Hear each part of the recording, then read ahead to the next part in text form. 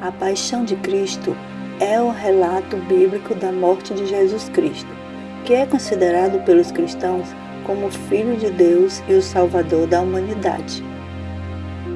A noite antes de Jesus ser entregue aos líderes religiosos judeus é conhecido como a Última Ceia.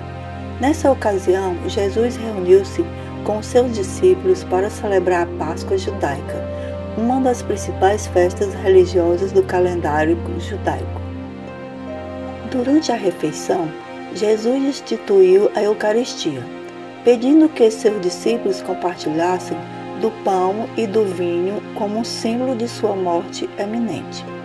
Ele disse: "Tomai e comei, isto é o meu corpo, e bebei dele todos, porque isto é o meu sangue, o sangue do Novo Testamento, que é derramado por muitos para a remissão dos pecados." Enquanto isso, Judas Iscariotes, um dos discípulos, estava conspirando com os líderes religiosos para entregar Jesus em troca de 30 moedas de prata. Durante a ceia, Jesus revelou que um dos seus discípulos o trairia e o identificou, Judas, como traidor. Depois da ceia, Jesus e seus discípulos foram para o jardim do Getsêmani, onde Jesus orou a Deus pedindo que o afastasse o cálice da morte, caso fosse possível. No entanto, ele aceitou o plano de Deus e entregou-se à vontade divina. Enquanto orava, Jesus foi traído por Judas, que o identificou para os líderes religiosos com um beijo. Em seguida, Jesus foi preso pelos soldados romanos e levado perante o sumo sacerdote, Caifás, onde foi interrogado e acusado de blasfêmia. Durante a crucificação de Jesus, ele sofreu intensamente. Primeiramente, ele foi açoitado e espancado pelos soldados romanos, que o levaram para fora dos perseguidos da cidade de Jerusalém e o crucificaram no monte Gólgota. Os soldados prenderam Jesus na cruz, pregando suas mãos e pés nas tábuas de madeira. A crucificação era uma forma de execução dolorosa e humilhante. Enquanto estava na cruz, Jesus sofreu desidratação, exaustão, hipotermia e dor aguda. Ele ficou por várias horas exposto ao sol e ao vento. Os romanos costumavam deixar os crucificados morrerem lentamente, para que servissem como exemplo para os outros. Enquanto estava na cruz, Jesus foi insultado e ridicularizado por pessoas. Os líderes religiosos judeus zombaram dele, dizendo: "Se tu és filho de Deus, desce da cruz." No aumento do seu sofrimento, Jesus clamou a Deus, seu Pai, com as palavras: Deus meu, por que me desamparaste?"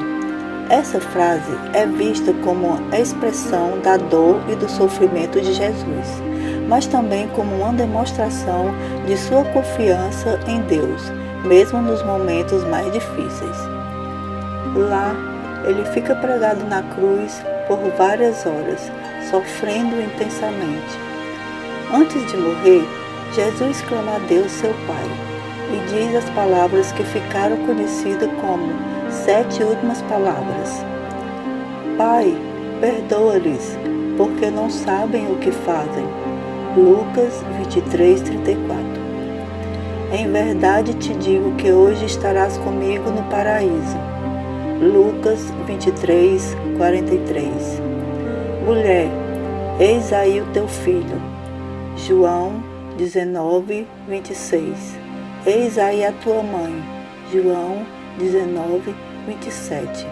Deus meu, por que me desamparaste? Mateus 27:46. Tenho sede. João 19:28. E está consumado.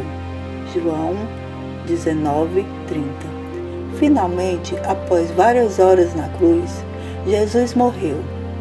um soldado romano perfurou o lado de Jesus com uma lança, para verificar se ele estava morto.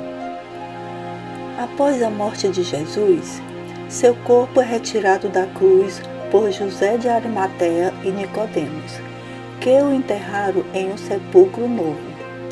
3 dias depois, no domingo de Páscoa, o túmulo é encontrado vazio e Jesus aparece a seus discípulos, ressuscitado dos mortos.